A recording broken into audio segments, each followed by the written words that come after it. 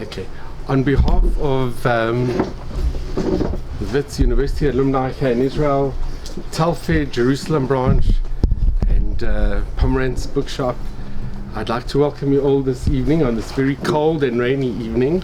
And I really appreciate that you've taken the time and effort and braved the real cold to be here. I've just come out of quite a severe flu, and I've got a lot of friends who would have been here, but they in the middle of their flu.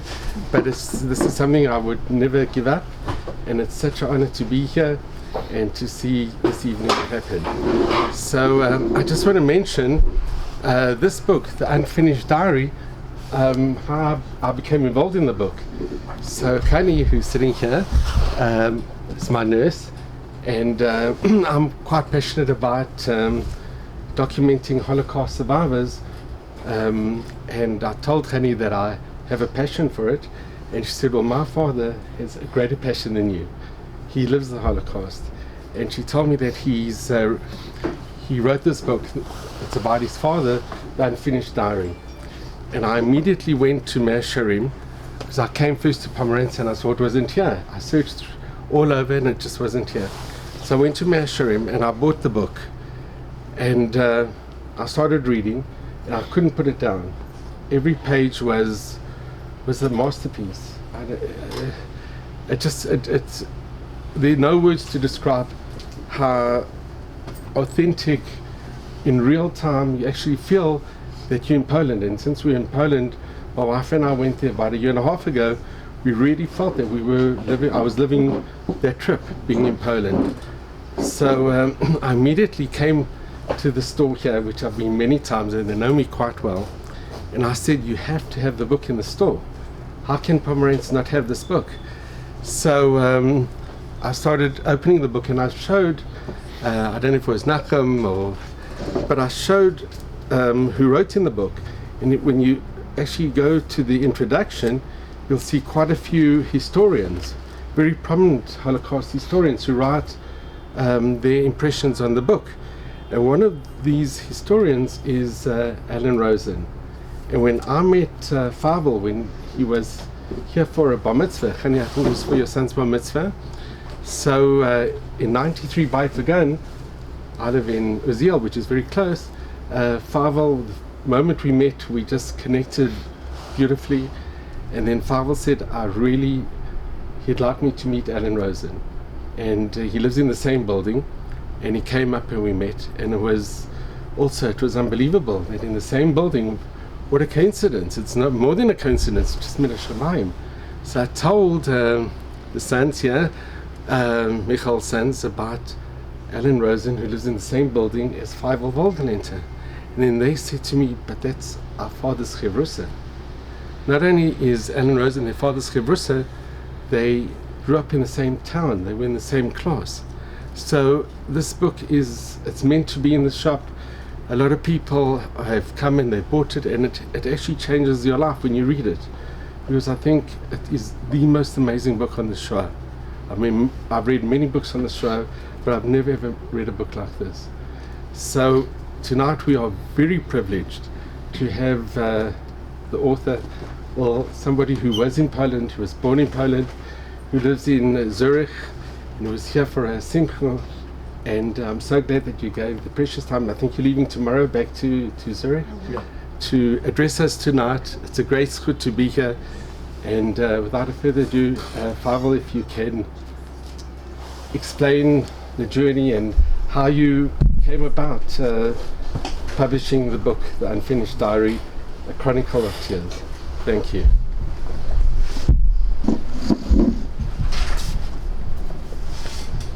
Thank you, Les, and thank you, family Pomerantz, for arranging this event.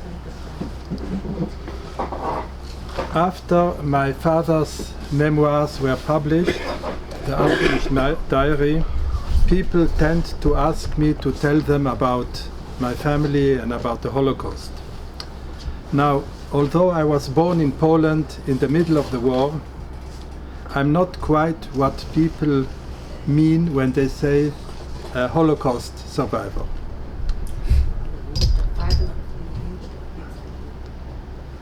I didn't suffer in the war. I have no painful memories.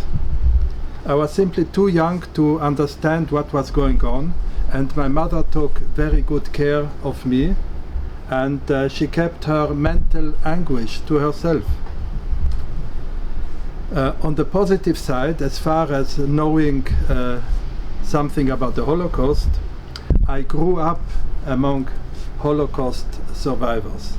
I pestered them with a lot of questions, and I listened carefully to how they survived. And I've been occupying myself with that subject since I grew up. Now, as a sideline, about 1,000 years ago, during the Unholy Crusades, some of our sages maintained that Amalek, the tribe of Amalek, or the people of Amalek, were in Europe. And in fact, the former chief rabbi of Jerusalem, Rabbi Joseph Chaim Sonnenfeld, who passed away in 1932, before the Nazis came to power, he said, I have a tradition that Amalek is Germany, or Germany is Amalek. So let me begin very quickly about the Nazi ideology.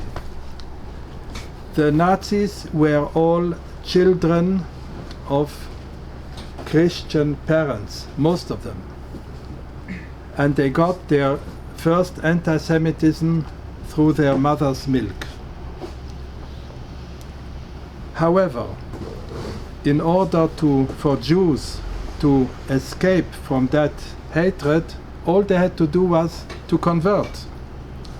Now the Nazis were cleverer than the Christians. They invented racial anti-Semitism, and it wasn't possible to escape from that, because even quarter Jews were doomed, according to the Nazis. Nazis wanted to abolish all religions because religion teaches monotheism, ethics, and morals. And these three things are completely at odds with the Nazi ideology that only the strongest have the right to survive. So they considered Jews and Judaism as their worst enemies. Of course, there was jealousy. I mean, a high percentage of doctors, lawyers, and millionaires in Germany were Jews. So jealousy is parallel to the hatred, to the religious hatred of Christianity. Okay, so Hitler published his book in 1924, but no one took it seriously until 1933, when he came to power. He came to power in democratic elections, and the first thing that the Nazis did was to abolish all democratic institutions. The Jews didn't take him seriously either at first. Most German Jews said a nation that produced Goethe and Beethoven wouldn't do this and wouldn't do that. But those who understood what was going on, they procured visa and emigrated. The Nazis made a lot of laws against Jews, the Nuremberger laws, the racial laws, and the question is, were the Nazis not worried what the world would say about their activities? The world gave them an answer at the Evian conference in July 1938. The general consensus of all attending democratic nations was, we have no Jewish problems and we don't want to import one. After that, the Nazis really began to act, as in the infamous Kristallnacht, November 1938. A few days before the start of World War II, the Nazis signed a treaty with their arch enemy, Communist Russia, to divide Eastern Europe in spheres of influence. This meant that at first about 4 million Jews were under the German dominion.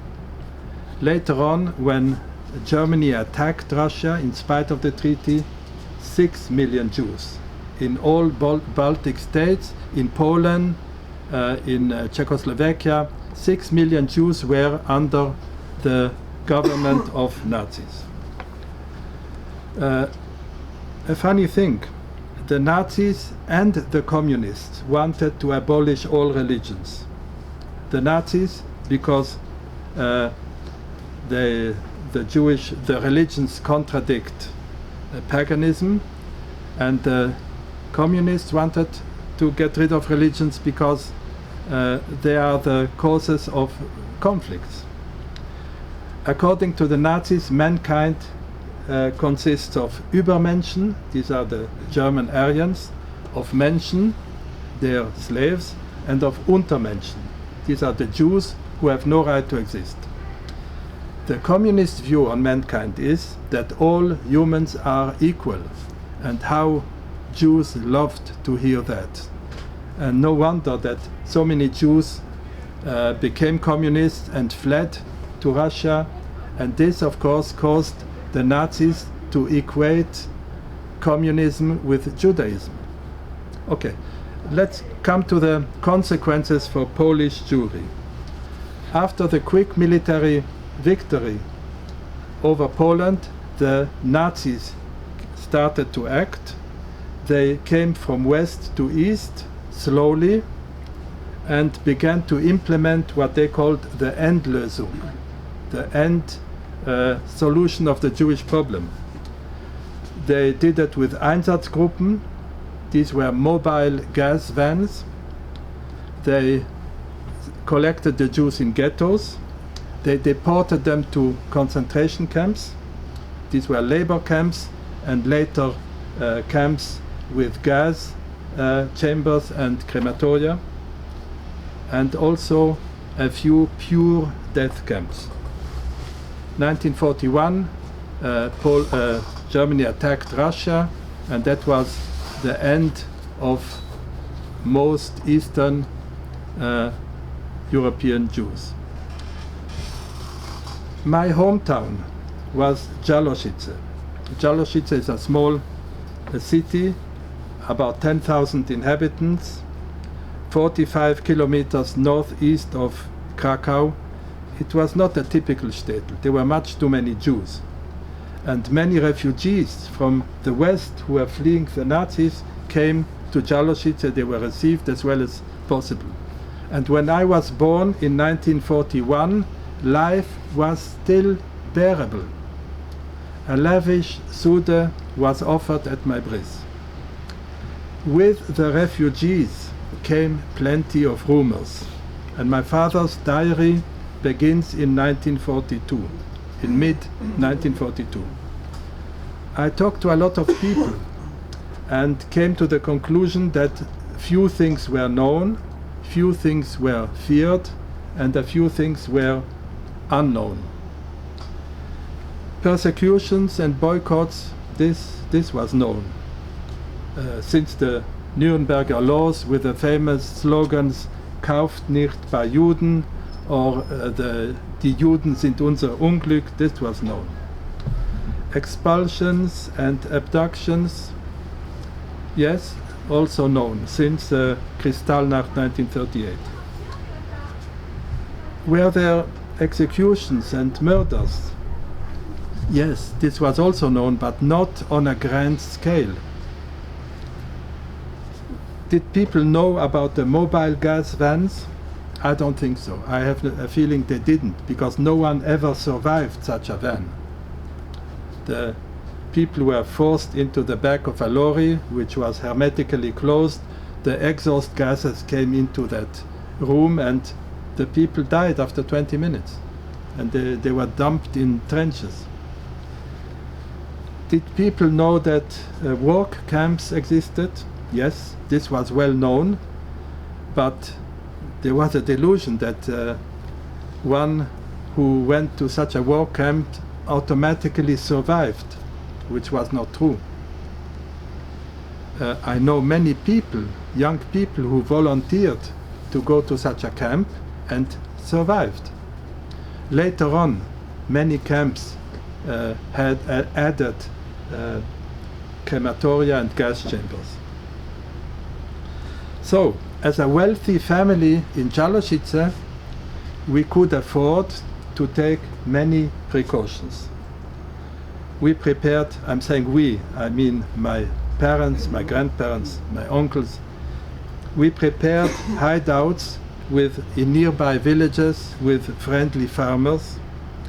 We stored merchandise and valuable jewelry with trustworthy Poles.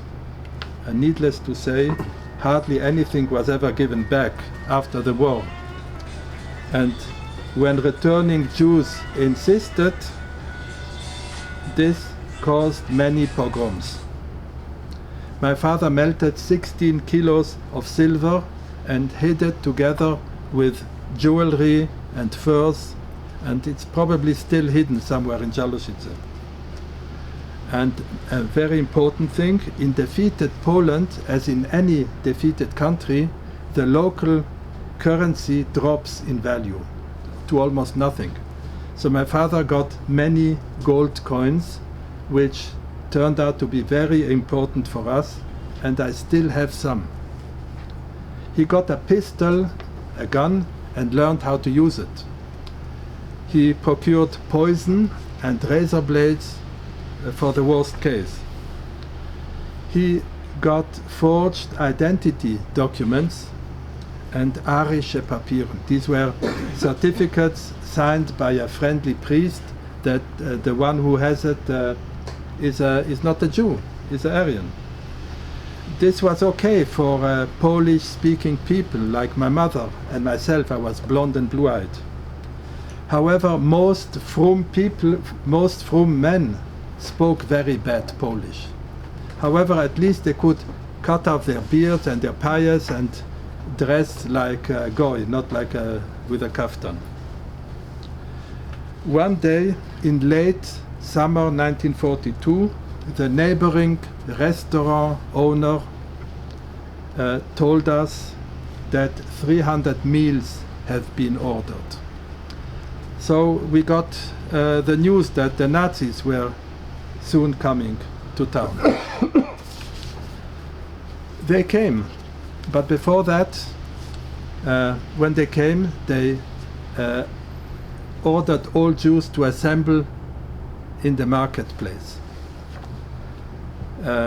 My aunt, a younger sister of my mother, and with my sister, my 3-year-old sister, they were supposed to go in hiding together. They had perfect arische Papieren, but somehow they were caught and went to the assembly in the marketplace. From there, the people were deported to the Belzec extermination camp. The rest of us,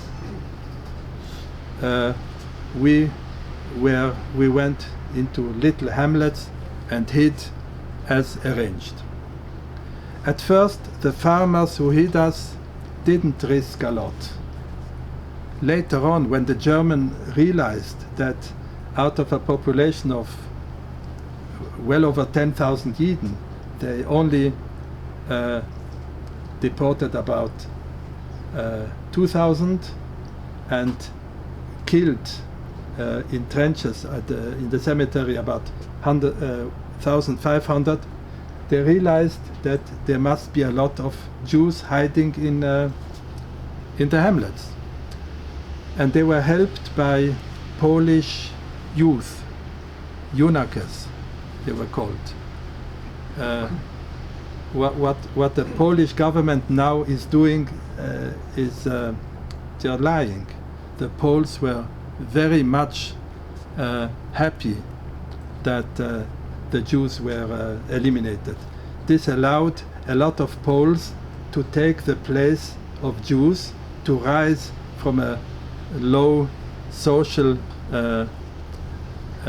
status to the status of Yidden, who were middle class. Anyways, my mother, my teenage cousin Esther Ehrlich, and I had very good Arische Papieren. We decided to split from the rest of the group, who were obvious looking like Jews, and to travel to Warsaw, where no one knew us. Traveling by train was punishable by the death penalty. Carrying forged documents also. So we risked a lot, but we arrived safely in Warsaw and were straight away arrested by a Gestapo agent. He took us to the Gestapo headquarters and took my mother and myself into his office and began to interrogate my mother. She stood there and I played on his desk with his pencils, and he told my mother, "I suspect you're a Jew." So my mother said no. He repeated again.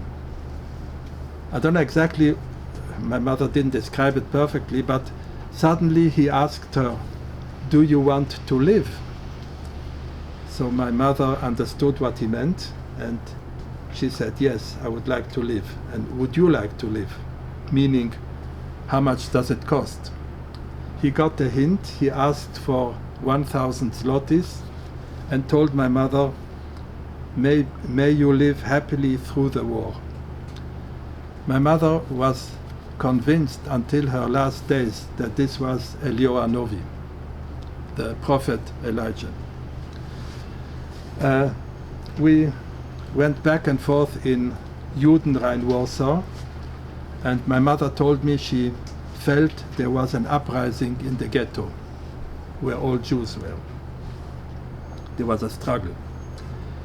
Anyways, wherever we found lodging, the hosts soon understood that we were Jewish, and he either threatened to report us or he asked for more money. It wasn't a good idea to stay in Warsaw. And my mother remembered that a non-Jewish teacher in Jaloshice had said that his old mother in a village called Jedlja near Radom, that she would like to take in refugees for money. So the local priest helped us find this old woman, Mrs. Marta Stepanova. She was the caretaker of a holiday bungalow. The owner was an elderly lady dentist. We stayed there from the end of 1942 until the spring of 1945. The motives of that lady were interesting. First of all, she got 10 times more money from us than her government pension as the widow of an officer in World War I. So that was money. Furthermore, she was frum. She hoped to convert us, and she forced us actually to go to church. I remember such a visit. We had to kneel and my knees hurt because I didn't have a pillow. She tried to enlist my mother in the church choir. She honestly believed in the blood libel. I'm sure you know what that is. And when my mother was outraged, she said, okay, I believe you don't do it, but I'm certain other Jewish sects do it. She said that Jews are being punished because they keep rejecting Jesus. With time, she became kinder and made less anti-Semitic remarks. In a way, she admired Jews.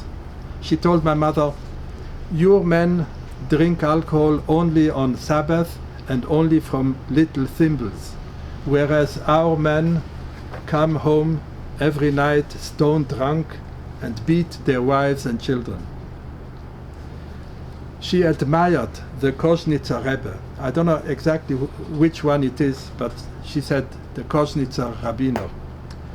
And she told the following story. This Polish woman told following story. Her father had been a manager in a railway station. And once a shipment arrived for a Jew. This Jew came, picked up the merchandise and didn't sign a receipt. Sometimes later the Jew came and asked for the merchandise. And the manager didn't know what to do. He took the Jew to the Koznitzer Rebbe. And the Koznitzer Rebbe knew this Yidel and gave the manager right. So she admired the Rebbe. However, she complained later. Mrs. Stepanova complained. She told to my mother, "When I told you this story, your eyes shone. But when I tell you stories about the Catholic Bible, you fall asleep." When visitors arrived, my mother had to sit with them and pretend to eat with them. As I said before, the owner was a fine elderly lady, a dentist, and her daughter were good people. They even let me, a Jewish boy, play with their granddaughter.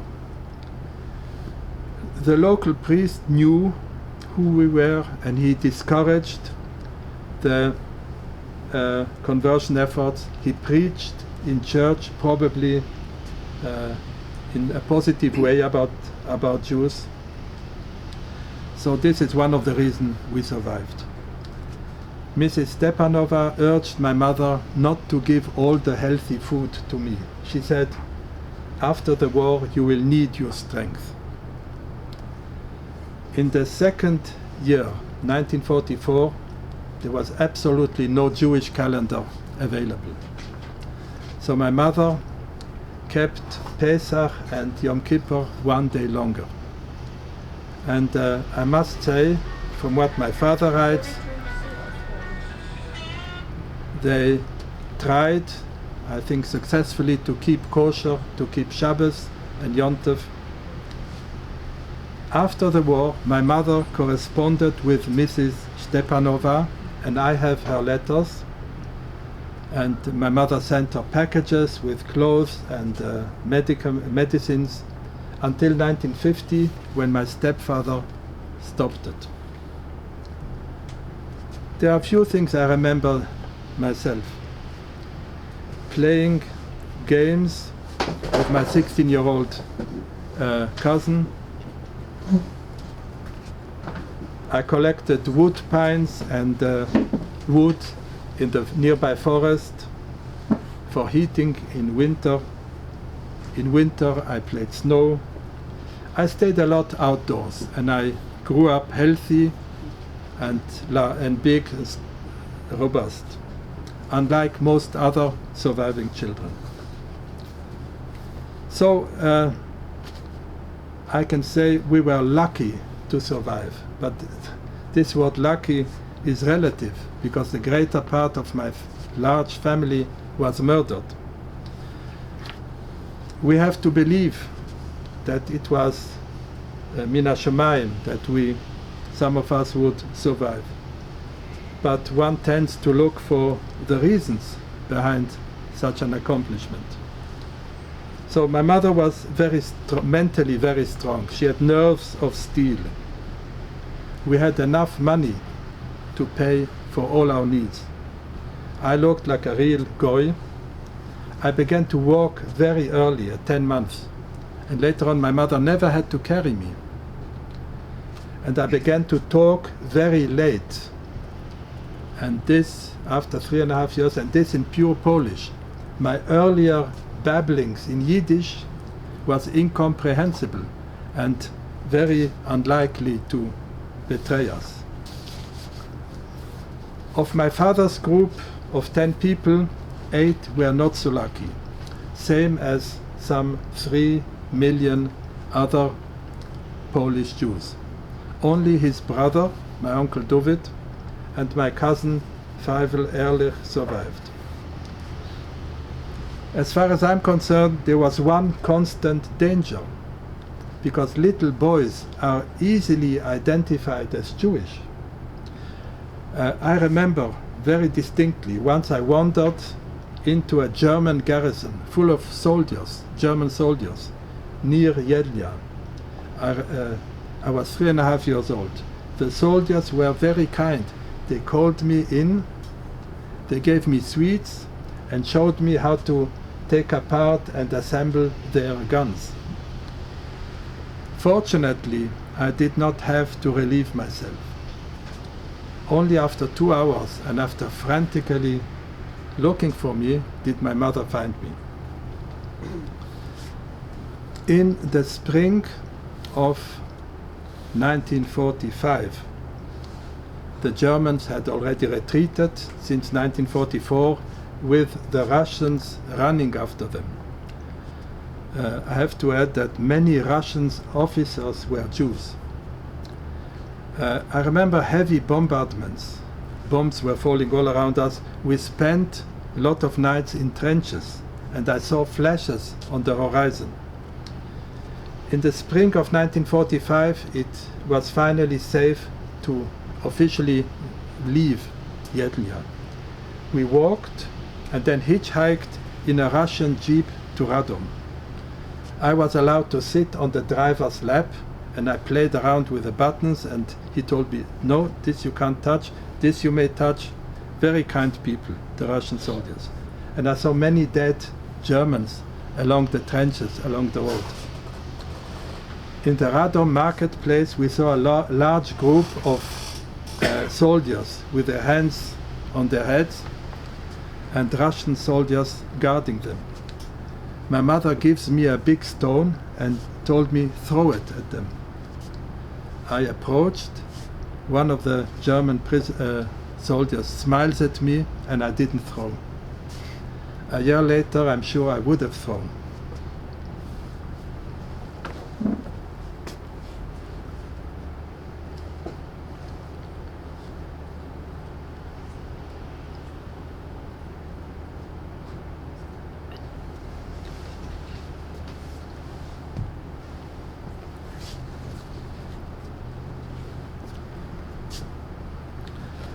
So we made our way back to Jalošice to find out what the other group, what happened.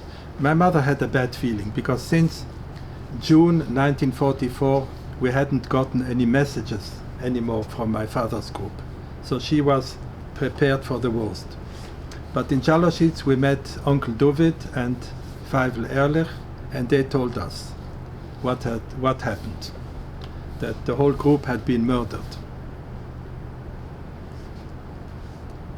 We went into our apartment. My mother found some foreign currency behind a tile in the kitchen, but of course didn't know where the silver and the jewels were hidden. A woman, a neighbor, tried to convince my mother to stay a bit. You'll find everything. But my mother felt uneasy, and we left. Later on, we heard that the son-in-law of this lady had arranged a pogrom in Jalošice, and 5 Jews were murdered. So we were lucky. We stayed in Gleiwitz for many months, and there I had my first Seder, conducted by Rav Sholem Pinchas Wolgelernter. A cheder opened just across the street from us, and my mother sent me to the cheder. I was 5 years old almost. I came there without a head covering. After the lesson, when all boys went out, the Rebbe called me and told me, you see these holes in the ceiling? Yes, I saw them. They were shots. You know what these are? I said no. So he said, everything that you learned, that went into your head, flew out of your head through these holes to God in heaven. You know why? Because you have no head covering. Next day I had a head covering. Okay, I remember a few things as a child in Gleiwitz. Really, we wanted to get out of Poland. However, the Soviet communists who were in charge of, who had conquered all Poland, they didn't let anybody out of Poland, out of the people's paradise. That was an unheard of thing, that people wanted to leave the communist paradise. However, as a result of the Kielce pogrom in July 1946, where a Polish mob murdered 45 Jews, the world opinion turned on the communists, and they said to all Jews who wanted, get out. We escaped, so to say, out of Poland in a train on Shabbos. We came to a refugee camp in Diablice near Prague in Czechoslovakia, and then in refugees homes in Strasbourg and Schirmeck, that's in France. There I met other children, a lot of boys, half a head smaller than me, but much, much superior to me. And I didn't understand how come. Little boys who are so much superior to me. Later I heard that they had been hidden, many had been hidden for 3 years underground, hadn't seen fresh air, hadn't gotten any proper food. They stayed small. In Strasbourg I had my first Sukkos with a family that I'm still in touch with. The refugee leaders, they sent out catalogs with pictures of all children with a short story of their lives, and one of these catalogs landed in Pittsburgh, and a doctor in Pittsburgh, Dr. Harry Krüger, adopted me, so to say. He sent me toys and money and clothes, and I'm still in touch with his son Donald and his daughter Marilyn Fröhlich. However, in this refugee place, from sick children I contacted tuberculosis on the lungs, and the best available treatment was in Switzerland. However, the Swiss didn't give any visa. Now, our relative, Rav Sholem Pinchas Wolgelernter, who was a UNRWA officer, an American UNRWA officer, that was a United Nations thing, he wrote to Federal Councillor Max Petitpierre in Switzerland to ask for a visa. And this good man, Max Petitpierre, had a bad conscience. He had dealt with Nazi Germany, had bought gold, sold ball bearings to anyways, he straight away sent a visa. I was admitted in 1947 in a clinic in Lesa in the care of the famous Professor Rollier, and cured after 13 months. My mother lived in nearby Montreux. In 1950 she married my unforgettable stepfather, Israel Mordechai Finkelstein. My oldest male grandson, who's here, is called after him. So I grew up among Holocaust survivors.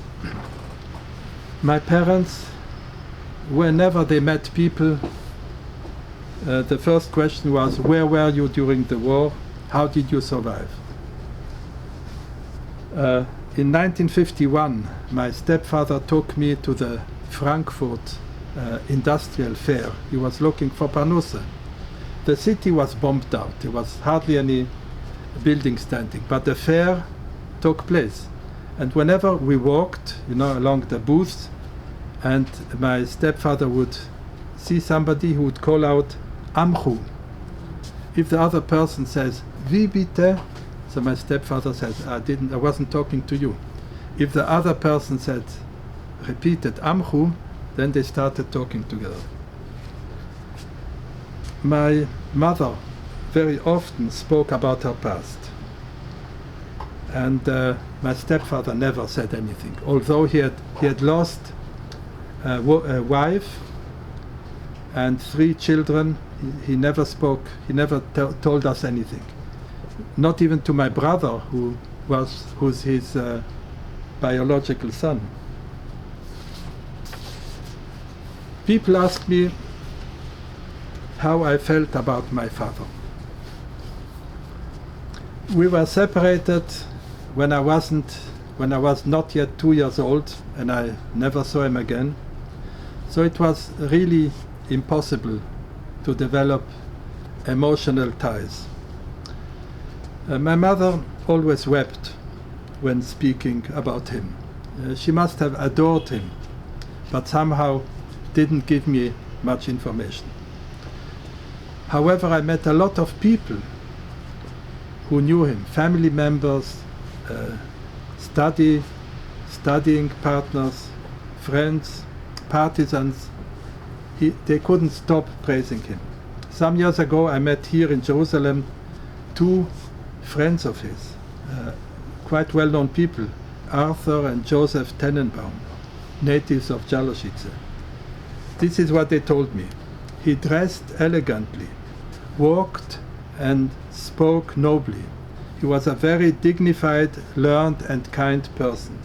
An immense Talmid Chacham, he knew everything. Everybody wanted to associate with him, learn with him and from him.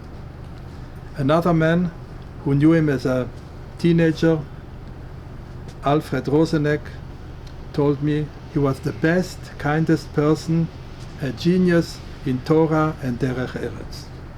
Of course, I was very proud of having had such a father.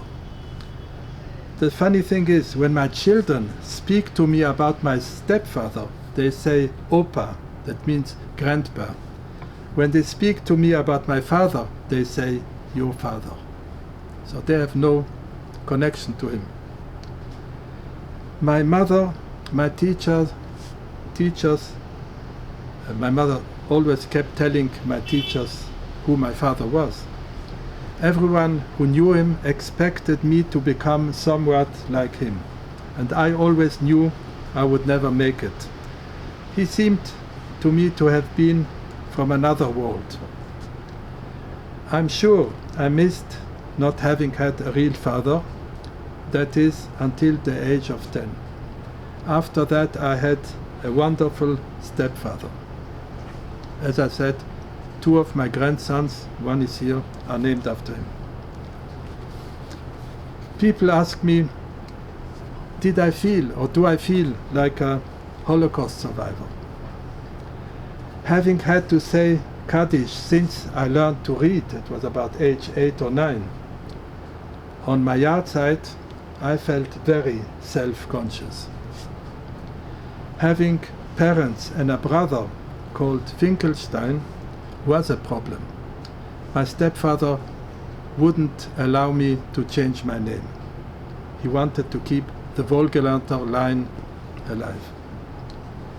After I met my uncles David and Avrom in Toronto, when I was 12.5 years old, I often dreamed, really dreamed, that my father would also show up.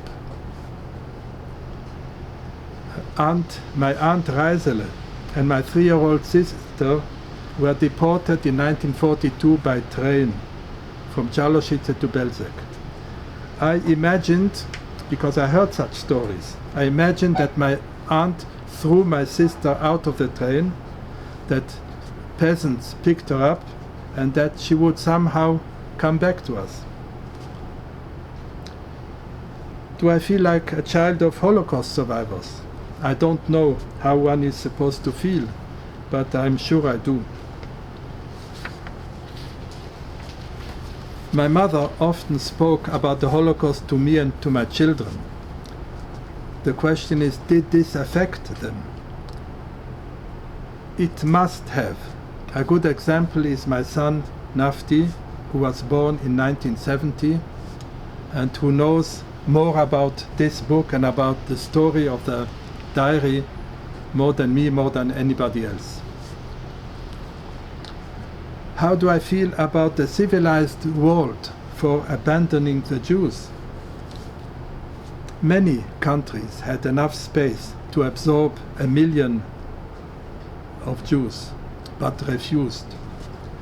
During the war, the Allies were certainly glad that Germany was investing so much time and effort in pursuing the Jews, because this weakened the German war effort. I actually heard once in Johannesburg following: had South Africa, with a population of 10 million people in 1939, had they taken 1 or 2 million Jews in, the whites would have kept the majority and not lost control of the country. That's what I heard from competent people. The Allies could easily have stopped the mass murder of Hungarian Jews in 1944 by bombing the railway tracks to Auschwitz and the crematoria, but they didn't do it. I suspect that many Christians in Europe as well as in America did not mind too much that the Jewish population was being decimated in Europe. The proof is today's European anti-Semitism. Now, the Christians never wanted to wipe out the Jews. Their theory is that there must always be Jews in the world to prove that the Christian religion is superior and that the Jews are, but they never wanted to completely kill. The Nazis wanted that. After the Holocaust, Jews hoped that anti-Semitism was finally overcome, and what a delusion this is. Anti-Semitism is alive and well. And nowadays, Europeans and others feel free to practice anti-Semitism in the form of anti-Israel activities, which is almost always pure anti-Semitism. Okay. If you have any questions, but I'm not finished yet. No?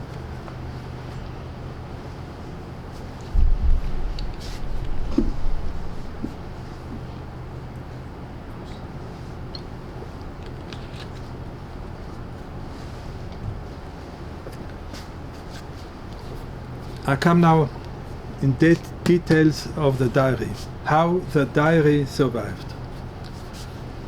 Already as a youngster, my father was a gifted writer. His Rebbe, the Ostrovzer Rebbe, authorized him to write down his lectures. He corresponded with Gedolim. And I have the copy of a postcard, it's in the book, with the questions he wrote to the Rogatchover Gaon. I'll tell you quickly how this happened. This young man, my grandson Sruli, was once invited to a bris, and he was called up for some kind of kibbut. He was called Feivel Wolgelernter, mechibet me with this and that. After that, someone came to him and said, "Are you the son of Wolgelernter who published, of Chaim Yitzchak Wolgelernter?" He said, "Yes, that's my father." So the man told him, "No, I mean someone who died in the war." So he said, "That's my great-grandfather." This man told him that Yeshiva University has got a postcard that my father wrote to the Rogatchover Gaon. He got in touch with a Mrs. Berger there, and she scanned it and she sent it, and it's published here. So he was a writer. Meir Wunder is an author. In his book, The Gedolim of Galicia, mentions my father. So no wonder he sat down and wrote what was happening when he had time to do it. My father began to write on single pages of very bad quality. He used pencils, very sharp pencils in order to write very small script. Fortunately, he wrote down the names of the chapters on a single piece of paper, so we were able to reconstruct everything. And when he heard of the murder of a relative, he wrote an acrostic poem. The Kinner, the lament on his Rebbe, I saw it printed in 6 different Sforim. Lately a 7th came out. He had to be very careful. They didn't travel with luggage. I mean, they had bags, and he had to be very careful that these pages didn't get wet. Somehow he managed. He intended to become an author after the war. The diary consists of a total of some 80 pages written on both sides. My uncle David and my cousin Feivel Wolgelernter must have taken this thing along with other luggage when they went away to look for another hiding place. I have a number of letters which also survived simply because they couldn't be sent. There was no postal service in conquered Poland. There is a little notebook with a short form of the diary and all the poems inside. We call this the Machberes. He addressed it to his older brother in Toronto, but he wasn't able to send it. My uncle David gave it to the Jewish Historical Institute in Warsaw. They typed it and they sent the original to Uncle Avrom in Toronto. And many Holocaust researchers have come across that, like Rabbi Avrom Krieger of Shem Olam in Kfar Aroeh, Professor Jan Gross of Princeton University, and Dr. Leah Price of Yad Vashem. So people knew that my father had written a diary. People knew that. At the Shem Olam Institute, Rabbi Krieger scanned all the pages in high quality, with high quality professional equipment, so that it became much easier to read. I have to say that all the merits for bringing the diary to publication belong to my younger son Nafti. After getting the pages after my marriage in 1964, I quickly gave up trying to read them, and for the next 25 years it lay in a drawer. When my son turned 18, he started to read, and I made photocopies, enlarged photocopies for him. He worked on it for 10 years. He went to Toronto to my uncle David twice during holidays and worked with him to clear up all unfamiliar names, all unfamiliar events, so that it became, they typed everything onto a floppy disk at that time. So I had the whole thing, and I looked for someone who could translate it into English. After evaluating some linguists, I picked Rabbi Avrom Yaakov Finkel to translate the Yiddish and Hebrew text into English. Then I looked for a publisher. ArtScroll and Feldheim showed little interest. Holocaust literature wasn't selling well enough. And sometimes then, seeing that Holocaust survivors were dying, the Novominsker Rebbe made an appeal: keep the memory of the Holocaust alive. The English manuscript came to the attention of Rabbi Moshe Kaufman of Israel Bookshop Publications, that's this company, and Mrs. Hindi Mandel edited and worked over the thing for 6 years, and it was printed 3.5 years ago. Last summer, the Yiddish original was printed. This whole book has a kind of happy end, because 26 years ago we found the grave of my father and 7 other family members. This happened in the following manner. While working on the manuscript in 1993, my son Nafti attended a yearly reunion of Jaloshitze Jews in Israel. This was in order to learn more about the past, about the Jaloshitz, everything. My cousin Feivel Wolgelernter advised him to get in touch with a former partisan Avrom Fuhrman in Ashdod. During their conversation, Fuhrman asked Nafti, "Were you ever at the grave of your grandfather?"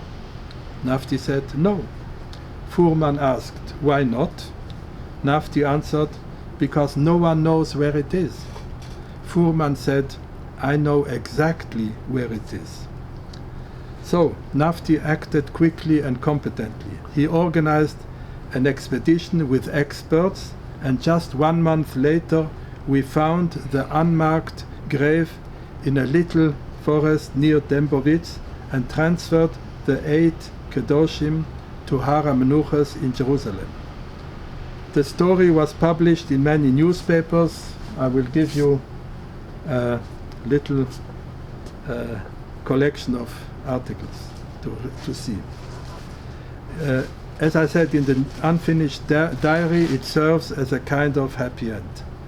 Some Jaloshitzer, some old Jaloshitzer, as well as Avrom Fuhrman, came to the Levaya. He was carrying a concealed gun, Avrom Fuhrman. I asked him, "Why do you do that?" He was afraid of Polish agents bent for revenge, because during his activity as a partisan in Poland around Jaloshitz, he had executed Polish peasants who had betrayed their Jewish refugees. After the liberation, okay, so he was afraid, he carried a gun. I don't think they would have found him here in Israel, but that's how it was. After the liberation, he had accompanied my mother, Uncle David, Feivel Wolgelernter, and myself to the grave.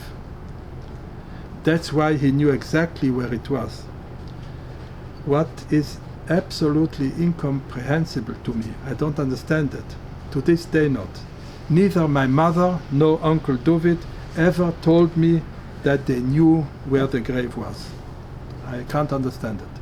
However, I'm happy we found it.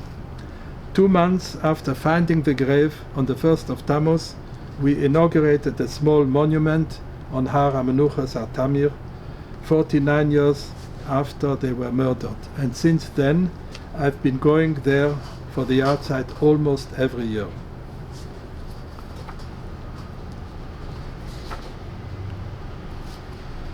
That's about it.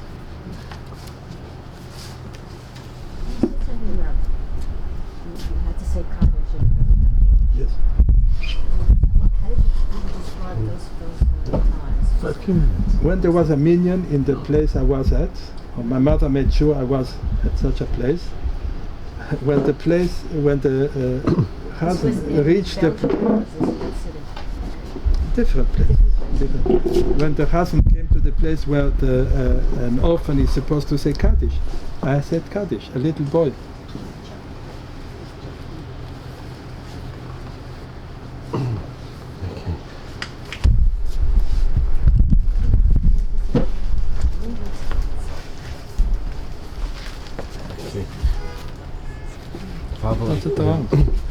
Okay. We have a special guest who's come all the way from San Diego, who's a relative of Feivel.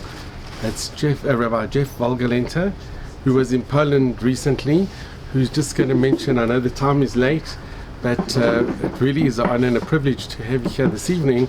And if you could just mention a few words about your trip to Poland and your connection. And we can pass this around. So, I have nothing. I have nothing to add. This is the second time that I've had the schus to hear Feivel speak. I had the incredible schus to have him in my community. Somebody in my community is a theater director, and took the unfinished diary and turned it into a play. A reading, it turned it into a reading, and it was, I mean, I think it was appropriate and beautiful, something I was very worried about. You know, it's taken in the hands of a theater director, and just who knows what's going to happen with it. And it was something I think that was very, very moving, and it touched me very deeply. And it was a story I knew pieces of as, you know, growing up and hearing about the family. And I started taking trips to my shul of people to. We started going to Poland. We were there on Yom HaShoah, and then into Israel on Yom Ha'atzmaut. And last year we decided that we were going to try very hard to see if we could find the farm, if we could find the history. And I got in touch with Feivel very late, but he told me he didn't think that I was going to be able to find the farm, but for sure, Joliset's the town we'd be able to find. And we went, and really, I could speak long about how emotional and incredibly moving it was. I remember as a kid, there was a series on television called The Holocaust, and what was incredible about it was pretty bad, but what was incredible about it was that they took names and faces, and that it wasn't anymore. As a child, they always showed us Holocaust movies in school. They weren't afraid of that, and we were every year on Yom HaShoah. It was dramatic programs, and a lot of information was given to us, but never names and faces. It wasn't real. It was just the story. And I remember through this movie, it became real, and this to me was something it was incredible to be able to stand there knowing that this is where the family was from, that this was the history. It wasn't just the history of the Jewish people, but it was something that was really very personal, felt a very strong connection. We had a Polish guide, and the Polish guide said to me, I think I can find the farm. He had done research, literally the night before. He had spent all night long. He had done research on Polish sites, and he found all the information that he needed. We started driving through I don't know if I told you even this whole story, but we started driving through the back roads, and he says, a bus driver, he says, stop. He says, that's the farm. And I look at it, and I was looking at the pictures from the book, but the pictures were 25 years ago. There was a little addition that was made to it. And I'm looking at him saying, I'm not sure it's exactly the one. He says to me, no, this is it. We get out of the bus. It was a terribly rainy day. We get out of the bus. We're standing there, and I'm bursting, and all of a sudden, I can only imagine what this must have looked like. Here we are in, this fancy van with a bunch of Americans, and we're standing there, and I'm telling the story as I know it, and filling them in with some of the details, and then an older Polish fellow comes out of the next door, and he says, my guide goes over to him. And I didn't understand what he was saying. He was speaking in Polish, but he said something about Wolgelernter to the guy. Do you know anything about this family that was hiding in this farm? And the guy says, yes. And he says, but this is what you want. And he marches me down the road to a field. And he says to me, go across the field. And then he walks away. And I don't know where I'm going, but I'm walking through this field.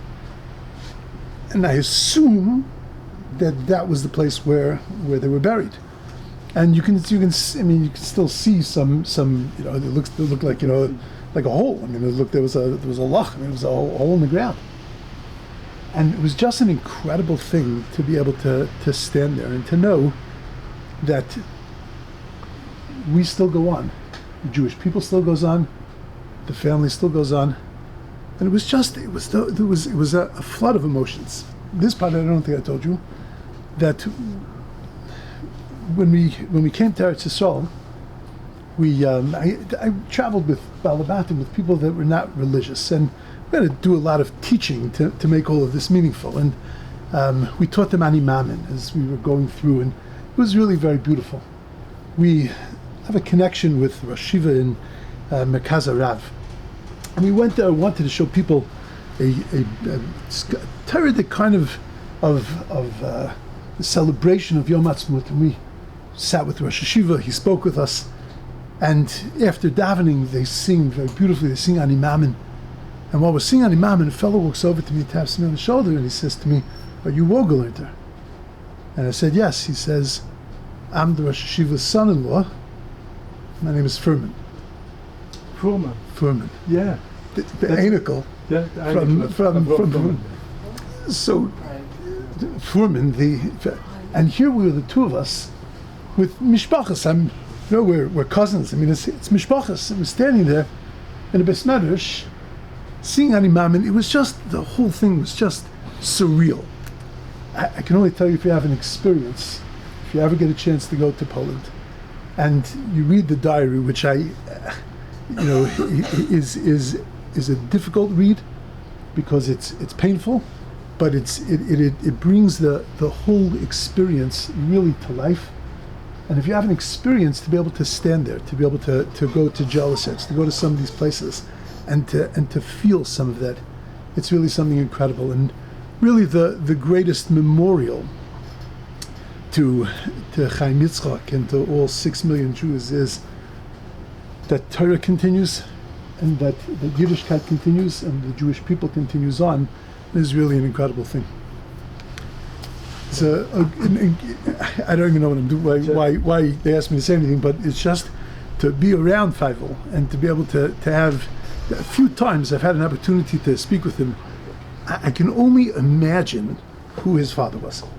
It's really the kind of person that I've just caught a little glimpse of. I can only imagine what his father must have been. Furman's son told me that his father, after that, we found that he never spoke of anything else than this until he died. His widow is still alive, I think. So his father, when he found out that I have a relationship with the Rosh Hashiva, and he knew that I was going to be there. Yeah, so he told me. Of the Rosh Hashiva. Right, that's right. So he told me, he said to the son, "You have to go over to Wolgelernter, and you have to tell him." Yeah. Okay, thank you.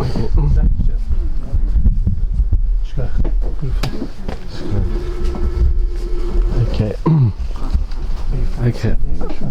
I just want to thank you again all for coming this evening. I think to hear the story and to see in reality people who were involved, and it's remarkable, it's incredible. But really thank you all so much for coming. I want to call on a very close friend, Roy from Telford, who will give a vote of thanks.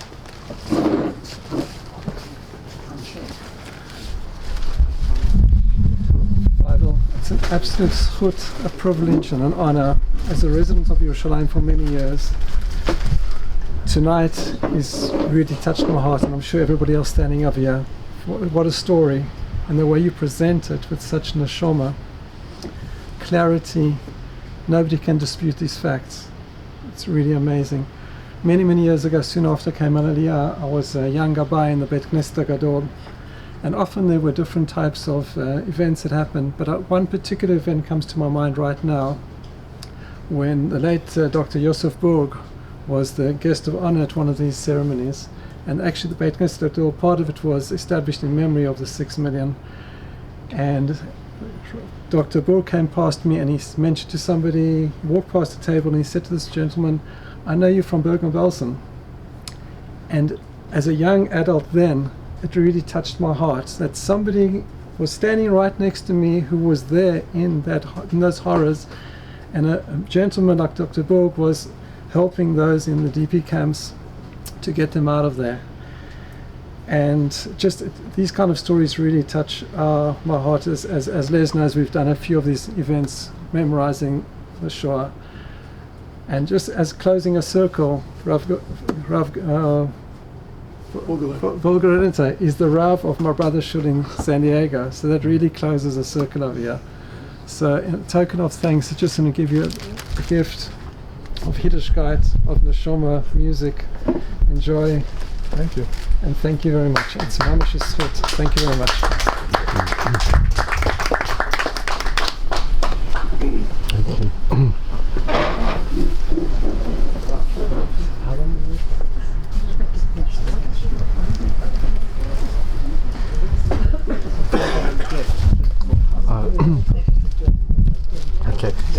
just want to end off lastly to wish refuah shlema to your father, to Michal, real refuah shlema, and may this talk be in his zchut as well. Can I say something to you? Because he gave a very good speech. There's something is